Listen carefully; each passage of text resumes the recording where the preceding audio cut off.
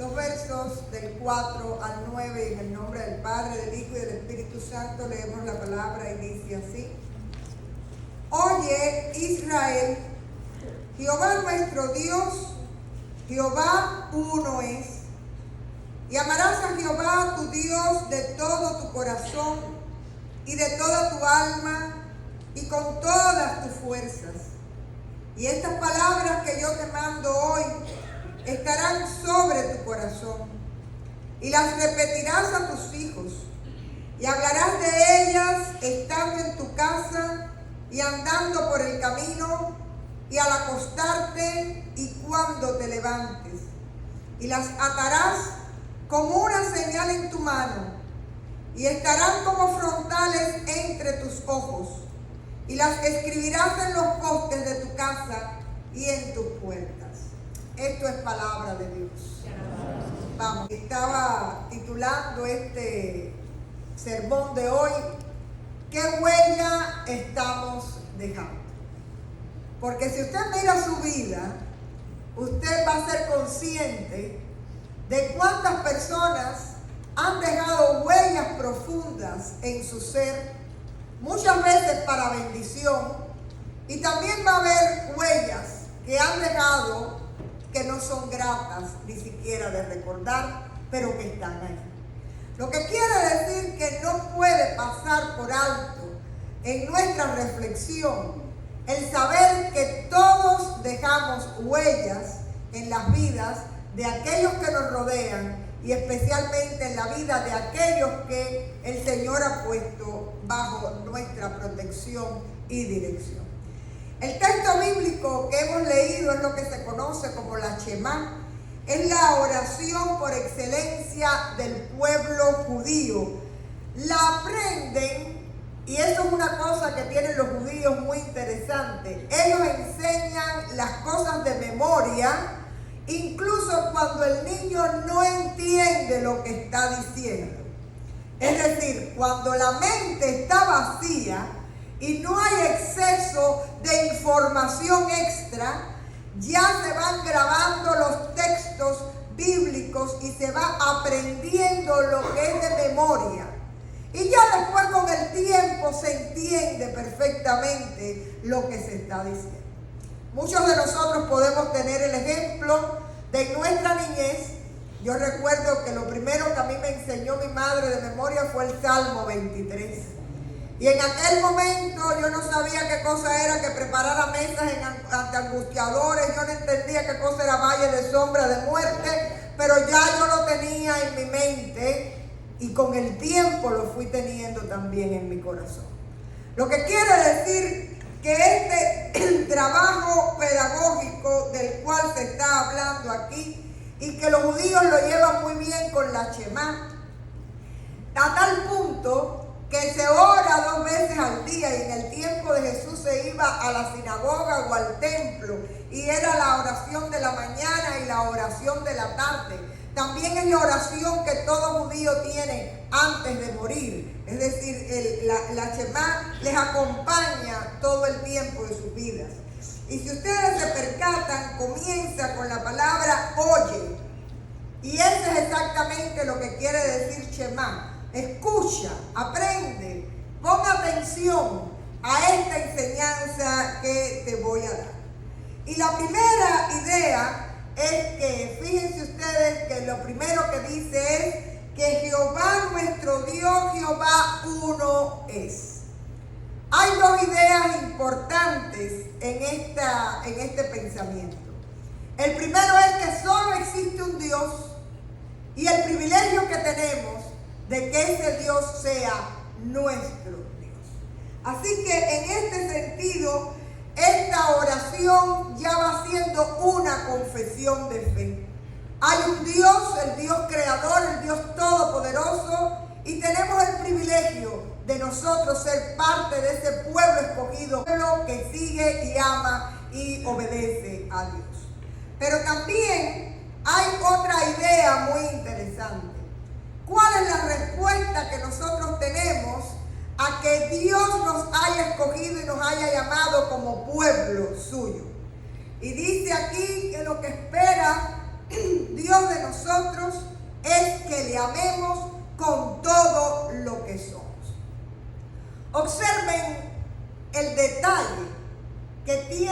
el amor de Dios para con nosotros, para salvación, que en aquel momento tiene que haber sido una exclusividad, y yo creo que sigue siendo una exclusividad. ¿Qué Dios pide que le amen? Normalmente los reyes, las personas que están en eminencia, lo que esperan es que les obedezcan, que les teman, que les sigan. Pero aquí Dios lo que está diciendo es: ámenme con todo lo que ustedes son, con todo lo que ustedes tienen. Y en este sentido, esta es la idea fundamental que está dejando el Shema al pueblo de Israel. La advertencia de que la manera que hay de amar a Dios es cumplir y guardar sus mandamientos. Y que no es que este sea el único mandamiento, sino que al amar a Dios ya tú llevas a cabo en tu vida el resto de los preceptos y los mandamientos que Dios ha puesto delante de ti. Ahora bien, ¿cuál es el método para preservar, transmitir y llevar la fe al corazón de los niños y de la familia? Y aquí van a hablar de responsabilidad. La responsabilidad que Dios le está confiriendo a la familia. Y fíjense que comienza diciendo: y amarás a tu Dios con todo tu corazón, también se traduce tu mente, con toda tu alma, con todas tus fuerzas. Quiere decir que empieza el mandato, porque tú no vas a enseñar algo que no has vivido y que no experimentas primeramente. La fe solamente se inspira y se transmite cuando tú la llevas en tu corazón. No es matemática, no es una asignatura que tú puedas memorizar, es sencillamente enseñar e instruir al niño para que en su experiencia personal pueda llegar a conocer a Dios. Así que lo primero que dice en el verso 6 es que eso que Él está mandando debe estar en tu corazón. Y al estar en tu corazón, miren qué interesante, lo repetirás a tus hijos y hablarás de ellas. Mi madre tenía una frase muy interesante que decía: habla aunque parezca que no te oigan. ¿A ustedes les ha pasado que ustedes hablan y parece que no oyen? Mi mamá siempre decía: habla aunque parezca que no te oigan, pero tú habla. Y cuando son cuestiones de fe, hermanos, no podemos estar esperando por la iglesia, no podemos estar esperando, porque la iglesia es media hora a la semana. No puedes estar esperando por la escuela, que si oran o no oran en la escuela. No, hay que asumirlo en el hogar, porque el hogar es la fuente para tú transmitir los valores y la fe que Dios ha puesto en tu corazón. Y miren qué interesante, te dice: hablarás de ellas estando en tu casa y andando en el camino, donde quiera. ¿Y cuándo? Al acostarte y al levantarte. Es decir, la vivencia de la fe es algo que es permanente en la vida de la familia. Y dice más adelante: y la atarás como señal en tu mano y estará como frontales entre tus ojos y las escribirás en los postes de tu casa y en tus puertas. Miren, los judíos llevaron esto a los grandes extremos, ¿no? Las filatelías que se ponen son pedazos del Shema. Y si usted va incluso a alguna consulta, que el médico es judío, usted va a ver la mezuzá que está puesta en la puerta y que ellos lo tocan. Lo que trae dentro es el rollito con este texto bíblico que te recuerda que Jehová es uno, que Jehová es tu Dios y que le ames con todo tu corazón, con toda tu mente, con todas tus fuerzas. Así que, hermanos, lo que estamos tratando de transmitir es lo siguiente: hay responsabilidades que usted no puede delegar, y hay responsabilidades como las que es la lealtad al Señor y la reverencia a Dios que usted esos ideales los tiene que transmitir en la casa y como familia. Y eso es un trabajo de toda la familia, pero especialmente de los padres. Y hay algo que siempre yo insisto, y no solo la familia y los padres educan, la iglesia también educa. Cuando los niños tienen sentido de pertenencia, cuando los niños conocen a los mayores, cuando los mayores hablan con ellos, cuando les delegan responsabilidades, usted está haciendo ahí su labor y su obra educativa. Yo recuerdo que Lilian Rionda traía galletas el domingo de comunión. Y las galletas eran para enseñarle a los Villalonga que ellos debían recoger los vasitos de la comunión que se quedaban en el asiento como si fueran diáconos. Y después la manera que ella tenía de motivarlos era darles las galletas. Pero aunque ustedes no lo crean, eran pequeñitos y ya estaba esa tarea. Y hoy no nos damos cuenta, pero cuando se acaba en el culto, todavía Fran Marcos recoge los vasos de la comunión porque se lo enseñó un día Lilian Rionda. Así que la iglesia también educa y también forma en cuestiones muy importantes. Ahora, hermanos, me gustaría compartir con ustedes algunas experiencias que en la vida pastoral yo he tenido y que realmente me inspiran y me animan a saber que en esta iglesia los muchachos son formados y realmente ellos van conociendo el valor de las cuestiones de la fe, como la oración, como el ofrendar. Muchas personas me dicen, ¿por qué ofrendamos antes de la palabra? Porque muchas veces en la liturgia la ofrenda es una respuesta. ¿Usted sabe por qué aquí se ofrenda antes? Para darle la oportunidad a los niños de ofrendar. Y los niños lo viven con alegría. Estas son mis reliquias que están en la oficina. Miren, aquí hay sobres de ofrendas que son decorados cada domingo para entregar la ofrenda que yo me imagino que mamá, papá, abuela, alguien les da. Aquí dice, I love you, Jesus. Estas son los sobres de ofrenda de Victoria y de Lía.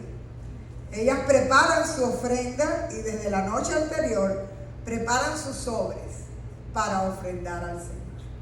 Y es interesante porque eso es una manera de demostrarle a Dios que ellas también tienen el deseo en su corazón de ofrendar como tantos de los niños nuestros. Aquí tengo una carta llena de corazones que también tengo puesta ahí en mi oficina, donde además de decirme que love me, que I miss you y demás, esto es una carta con una flor que por supuesto se marchitó, pero que ella puso con un escote. Esto es una carta que Lucía, cuando estaba en el COVID, que estuvo mucho tiempo sin venir, ella me trae. Y aquí tiene exactamente Mateo 22, 37 a 39, donde de alguna manera recrea y repite el Shema, ¿no? Dice, ama al Señor tu Dios con todo tu corazón, está en inglés, ¿no? Con toda tu alma y con toda tu mente, y ama a tu prójimo como a ti mismo. Quiere decir que ahí hay sentido de la importancia de la palabra. Y es triste porque a veces nuestros jóvenes y nuestros niños no llegan a saborear la importancia de la palabra y la oración, la lectura de la palabra, la comunión en familia. Eso es responsabilidad de cada hogar. Les voy a deletrear esto. Esta tarjeta es del 17. Yo la tengo ahí guardada. Si yo les leo C-I-L, B de baby, L-I-A, ¿qué se leería? Silvia. pero Silvia con C y con B.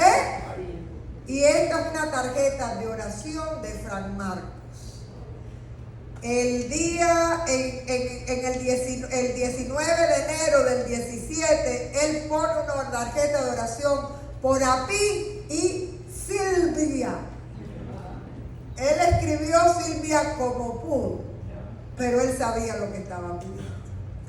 Esta es una oración de Monse, es del 16.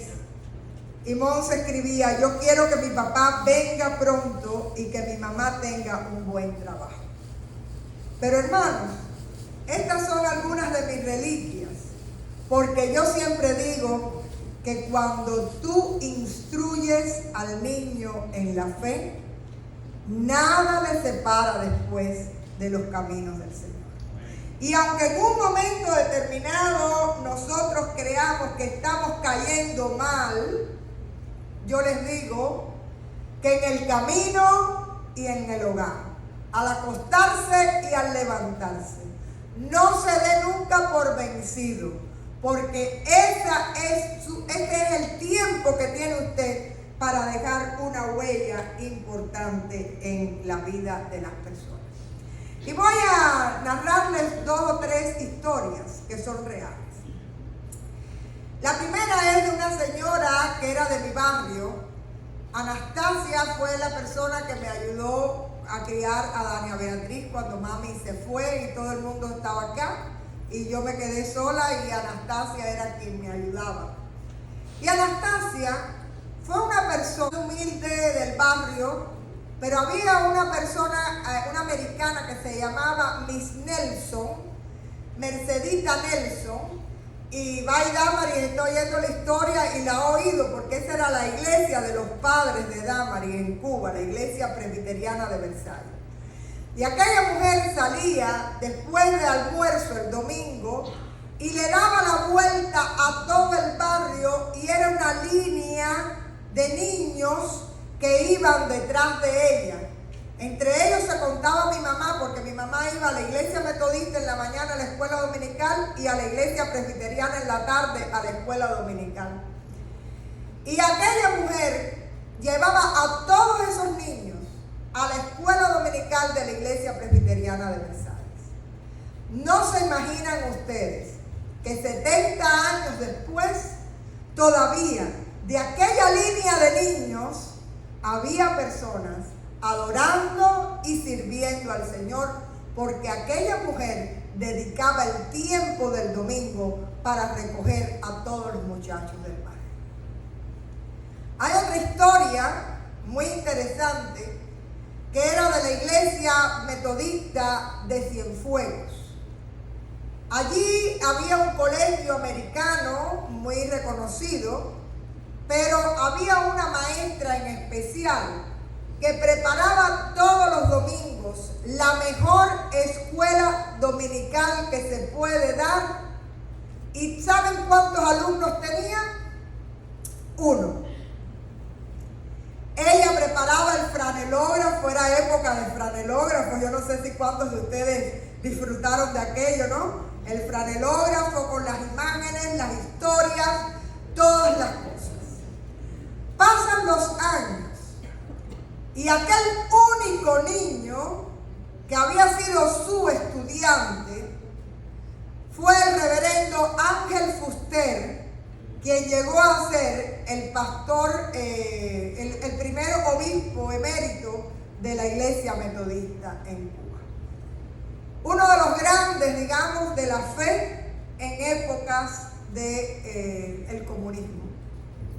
Y aquella mujer preparaba su clase como si su clase fuera de 20 alumnos, solo para un niño que después Dios escogió y guió con un fuerte liderazgo en la ciudad de Santa Clara, de manera especial con el colegio que también estaba al lado de la iglesia. Creo que de ahí también son, de ese colegio, Noemí y Efraín. Así que miren como todavía tenemos huellas que se van quedando de generación en generación. Había un muchachito en la calle de Velarde, en Matanzas. Un niño que realmente la familia practicaban otras religiones, pero eran muy amigos de la familia Manrique y de los niños de la familia Manrique. Y Alexis iba a la iglesia metodista por acompañar a sus amigos cada domingo. Y un día, en aquella época, la escuela dominical era en la mañana y el culto era en la noche. Y entonces viene todo el mundo, habíamos preparado un coro hablado, algo así, era una participación del grupo de adolescentes. Y viene todo el mundo muy elegante porque íbamos a tener una participación en el culto. Hermanos, aquí la gente puede ir en chora a la iglesia y no pasa nada, pero en Cuba, en esa época, ir en chora a la iglesia, olvídense, eso no estaba contemplado en la ética de vestimenta. Y no se me olvida que él llegó con un short amarillo al culto principal de la noche. Y el pastor dijo que así no se podía parar delante de la congregación a ministrar. Y ahí planté yo y le dije a los demás, los padres los vistieron y están viniendo con los padres. Él ha venido solo. Nadie lo vistió, pero está aquí para servir y adorar a Dios. Por supuesto, permaneció en la iglesia todo el tiempo, pero les cuento que hoy es el pastor de la iglesia de Cristo en la ciudad de Matanzas. El trabajo que hicieron la familia Manrique con él fue dejando huellas de bendición. Y hoy él es un instrumento para el reino y un instrumento que Dios está usando con poder allí en aquella ciudad. Hermanos, ¿qué les estoy diciendo? No dejen pasar el momento. Hay gente que dice, son muy chiquitos, no entienden, en el futuro escogerán. No, ahora es el momento. Ahora es el momento en que no tienen la cabeza llena de cosas que no son de Dios.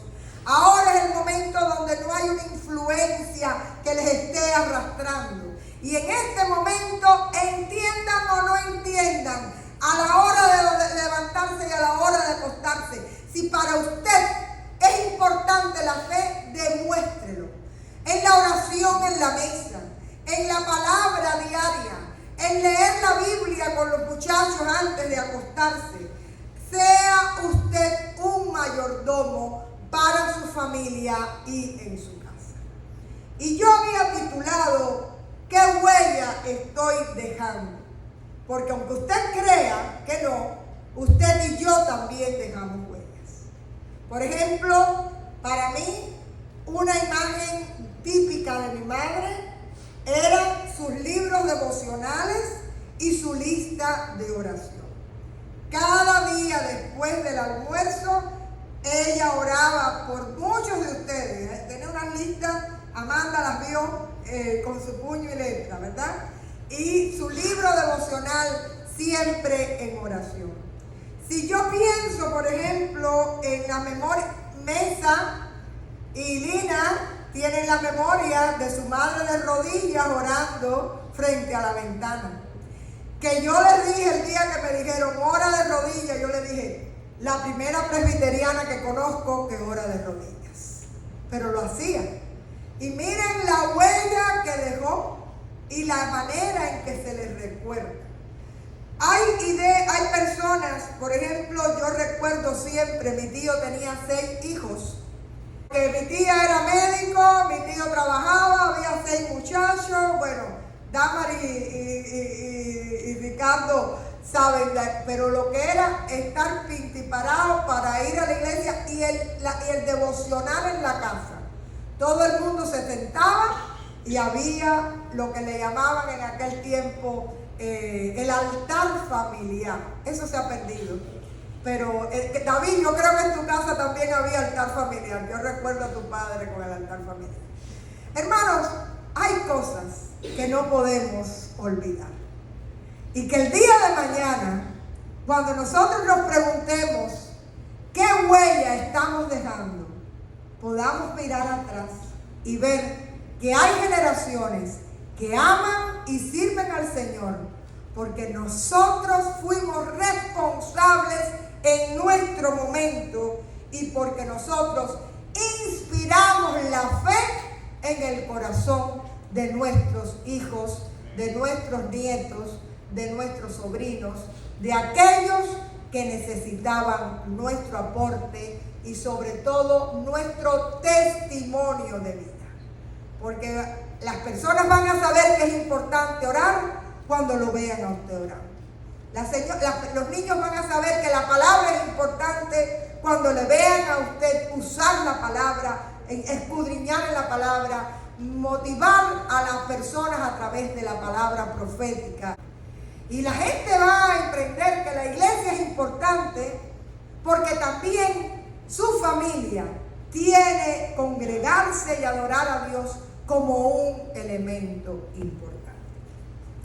Hoy he querido hablar de este tema porque estábamos dedicando el día a los muchachos, pero especialmente porque quiero dejarles a ustedes el compromiso de que hagan la tarea que tienen que hacer con aquellos que Dios les ha delegado y que se recuerden que no es lo que usted habla, sino que es lo que usted vive, y que la fe no se enseña, se inspira a través del testimonio y del ejemplo. Vamos a orar y allí en su lugar levante delante del Señor con sus nombres aquellos muchachos, hijos, nietos, sobrinos, las personas que usted quiere poner delante de Dios para entregarlos en los brazos del Señor para salvación. Vamos a orar.